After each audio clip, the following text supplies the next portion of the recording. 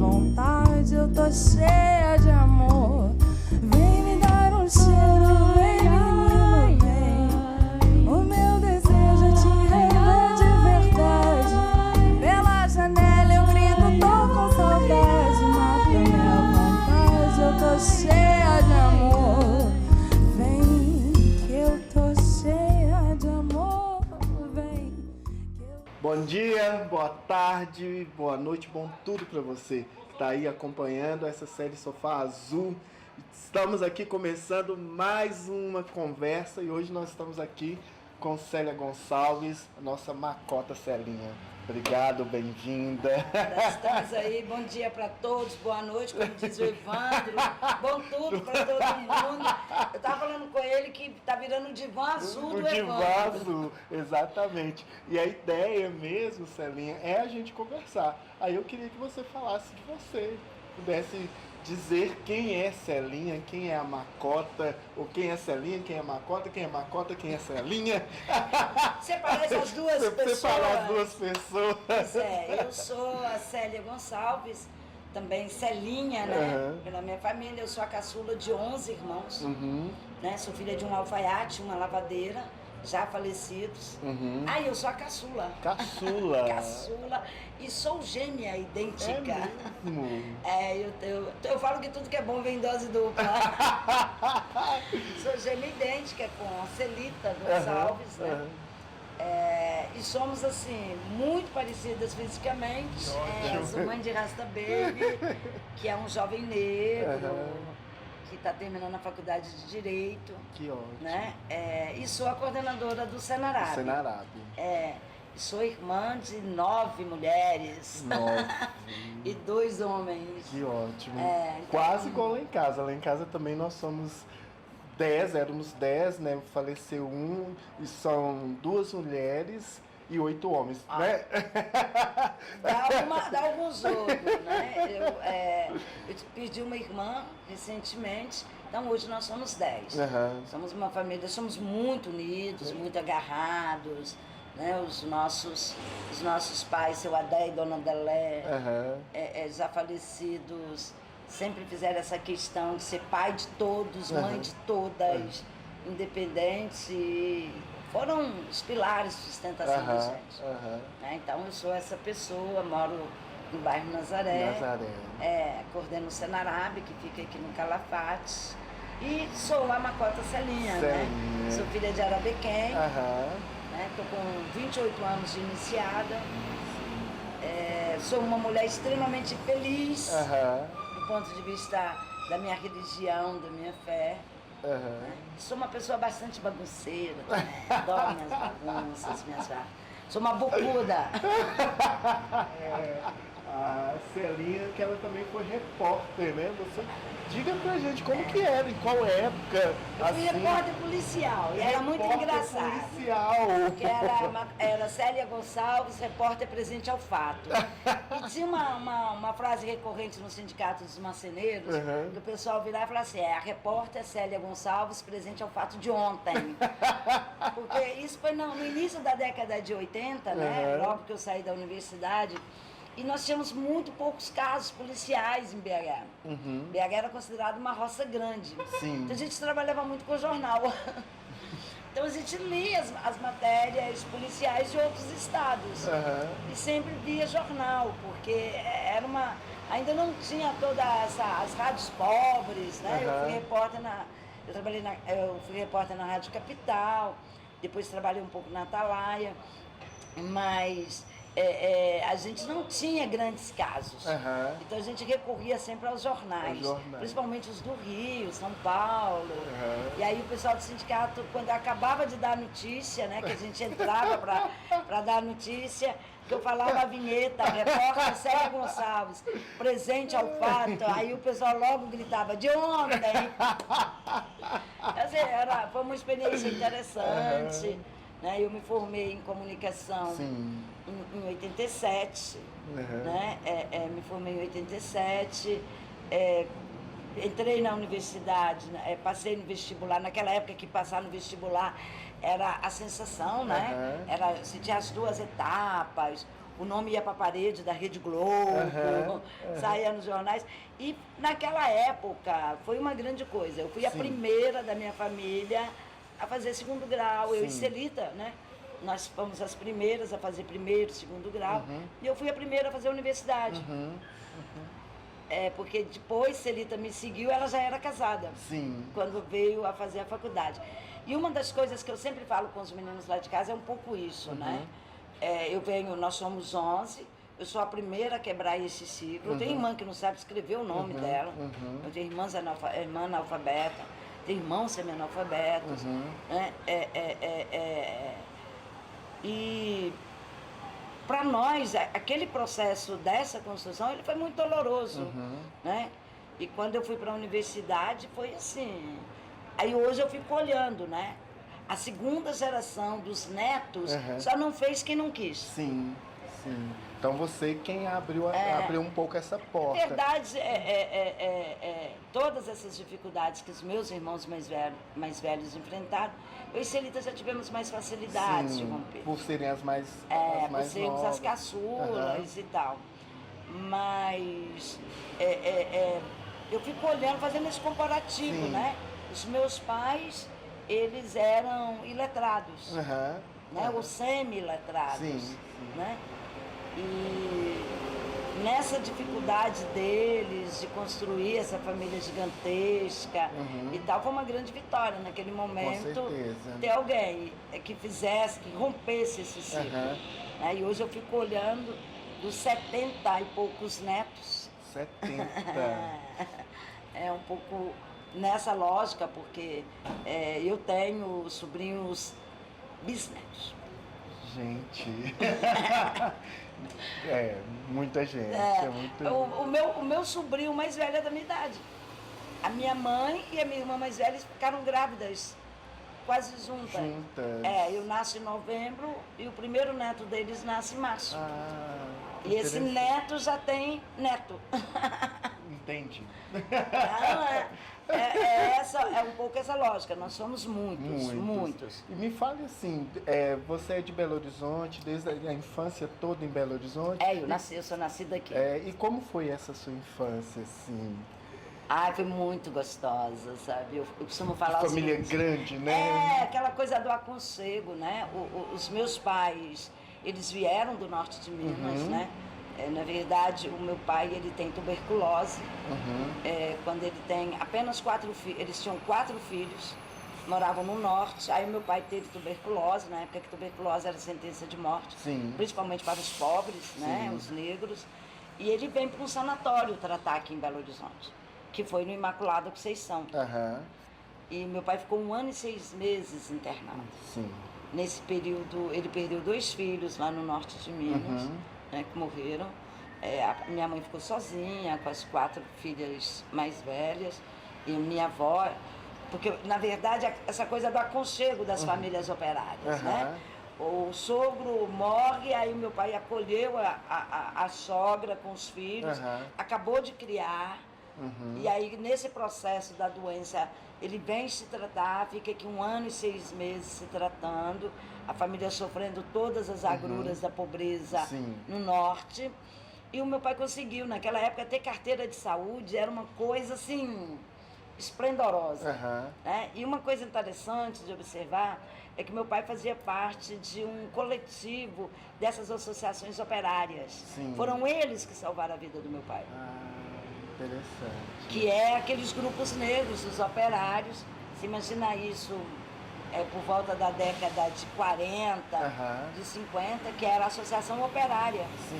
Que era um pouco do sindicalismo. Do sindicalismo e antes das irmandades, dos homens de preto, né? Todas aquelas irmandades que compravam alforria, eu acho que vem desse processo. O meu pai, e é muito interessante essa coisa da solidariedade, porque quando ele adoece, ele conhecia um caixeiro viajante que morava em Belo Horizonte. Ele vem se tratar atrás desse caixeiro viajante. Que interessante. Entendeu? Então, assim, ele ficou aqui 1 ano e 6 meses, essa família deu todo o suporte, a minha mãe ficou no norte. E quando ele cura, meu pai foi um dos primeiros casos de pneumotóxicos, que era um tratamento novo. Que era um processo extremamente doloroso. Meu pai foi um dos primeiros a fazer esse tratamento. E ele se cura da tuberculose, volta no norte e traz a família para cá. E aí eles vêm, na época ali na Avenida dos Andradas, onde tem o presídio das mulheres, ali era uma favela. Sim, no Esplanada. Eu nasci ali. Eu nasci ali. Olha, que na Avenida Antônio Olinto. Eu morava bem, e aí em 82, assim, né, vem a chuva e leva. Destrói tudo. Eu nasci ali, nesse processo quase que a nossa casa foi, e aí a gente muda para Santa Luzia. Como eu sou um pouco mais velho, um pouco antes. Né? Eles vêm para ali, para aquela região, meu pai consegue comprar um barraco ali na Avenida Antônio Olinto, com o General Sampaio, sim. Né, perto da ponte. Uma ponte que chamava Balança, mas não cai. Nossa, da Balança, mas não cai. Criança, eu lembro. Dessa ponte. E ele vem, traz os 4 filhos, e com ele vem uma renca de pessoas. Era muito comum quando eles vinham trazer aquele monte de agregados, sim, né? Sim. E meu pai trouxe vários agregados. Vários.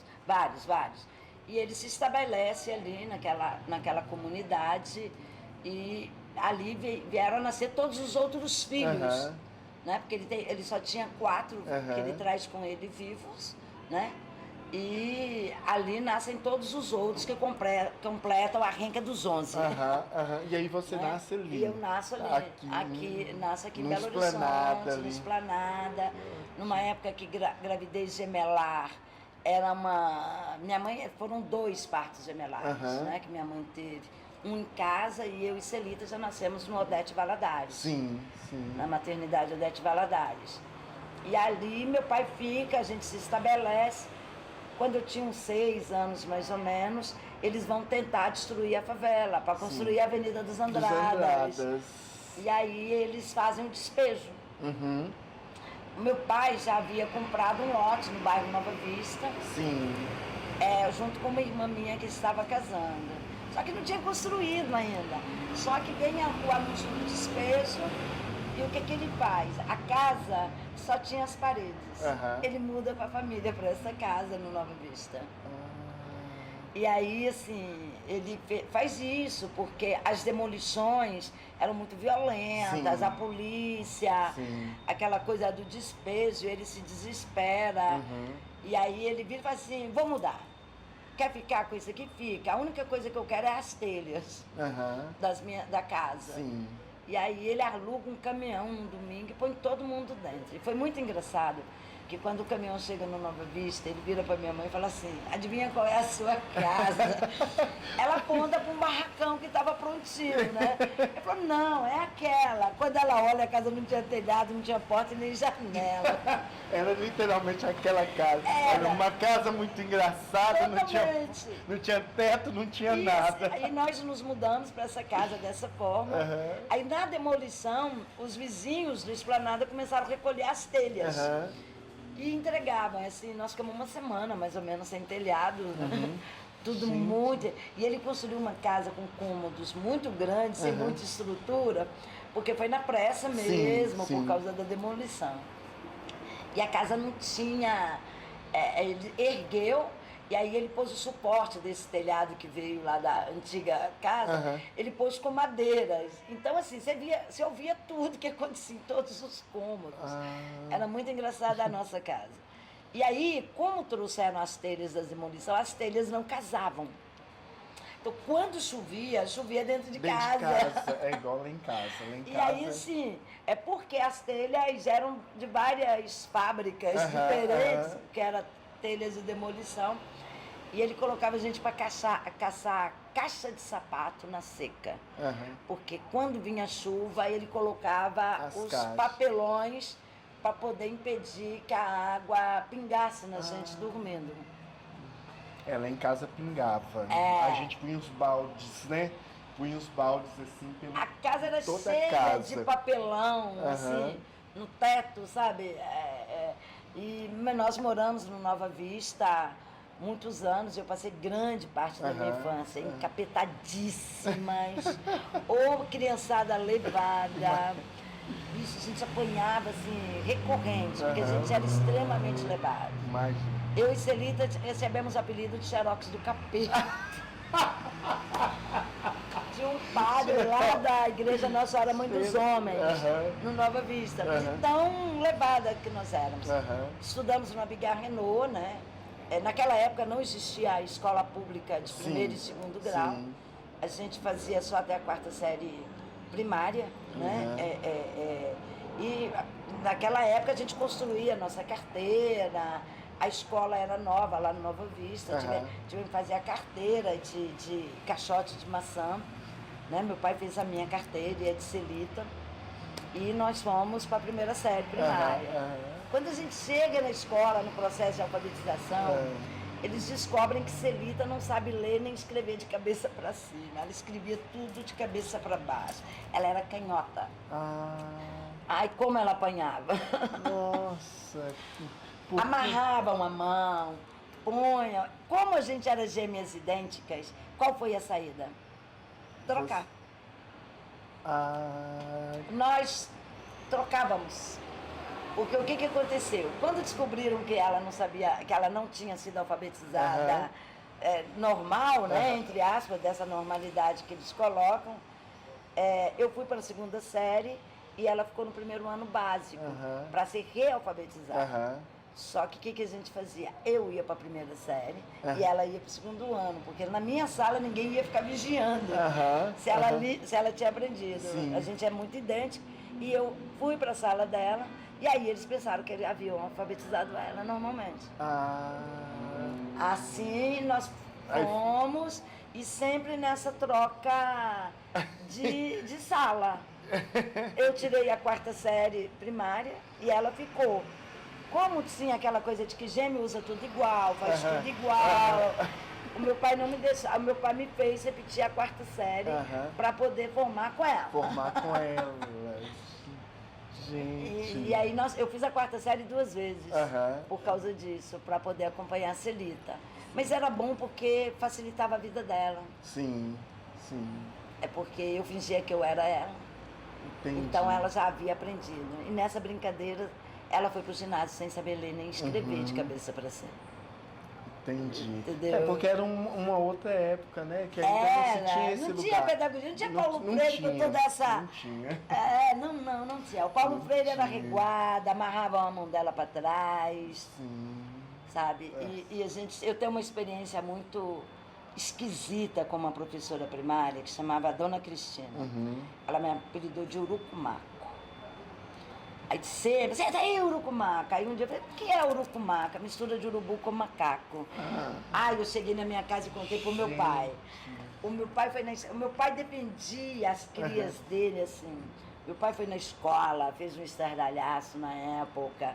Então, assim, eu nunca esqueci. Ela era uma descendente de italiana, né? E essa coisa veio comigo. Aí, quando eu saí da escola, nós mudamos de escola. Meu pai nos tirou dessa escola. Quando ele descobriu isso. Aí nós fomos para o Abílio Barreto, no Boa Vista. Onde eu repeti a 4ª série com Celita. E aí não tinha dinheiro para pagar o ginásio, né? Como é que faz com essas meninas para ir para o ginásio? Aí na época existiam as bolsas de estudo que os deputados davam. Júnia Marise, não sei quem. Que era tudo falácia, né? Na verdade era o populismo político da época. E, na ocasião, teve um concurso do Colégio Abigail Renault e eles dariam uma bolsa de 50% para quem passasse, fizesse uma atividade cultural que fosse aplaudida. Ai, gente, eu já tinha a macumba na veia. Adivinha o que eu dancei? Arranjamos umas roupas, fomos eu e Celita, era uma gincana e a gente queria muito a bolsa de 50%. E aí viraram pra gente e falaram assim, vocês são negros, eles falam, né, na forma deles naquela época, vocês podiam fazer a dança da macumba. A dança da macumba. Nós fizemos, ganhamos a bolsa. Era uma música muito louca. Meu filho, do jeito que um tá, só uma que pode te ajudar. Era uma coisa assim. E eu e Celita fomos dançar. A gente nem sabia o que era macumba, mas fomos dançar. Arranjaram umas roupas presentes, a escola arranjou e nós ganhamos o primeiro lugar com a dança da macumba. A macumba me acompanha.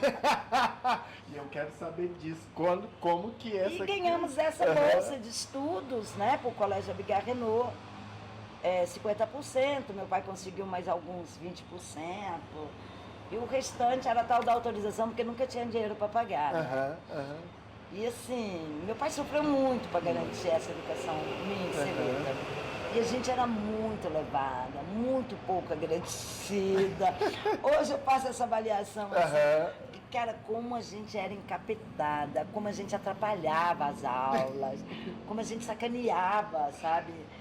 A gente era extremamente maldosas. Mas próprio de uma criança. Né? Daí o apelido de Xerox do Capeta. Mas a gente era sacana mesmo. E assim, a gente fazia cobra de meia, passava na rua para os outros desmaiar. Nossa! Cara, tem uma história muito louca lá no Nova Vista, que criava-se muito galinha, porco nos quintais, né? E Celita, o sonho de Celita, ela sempre falava que queria ser médica. E eu me lembro um dia que ela virou para um rapazinho, um menino lá da vizinha, e falou que a galinha da casa dele estava doente. E que precisava passar por uma tripa. Picou a tripa da galinha, costurou, meu pai era alfaiate, costurou a barriga da galinha, roubou uns comprimidinhos e falou com o menino, não deixa ela acordar.